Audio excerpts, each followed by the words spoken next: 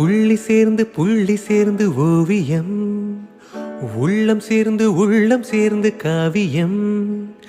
கோடு கூட ஓவியத்தின் பாகமே, ஊடல் கூட காதல் என்று ஆகுமே. ஒரு வானம் வரைய நீல வண்ணம், நம் காதல் வரைய என்ன வண்ணம்.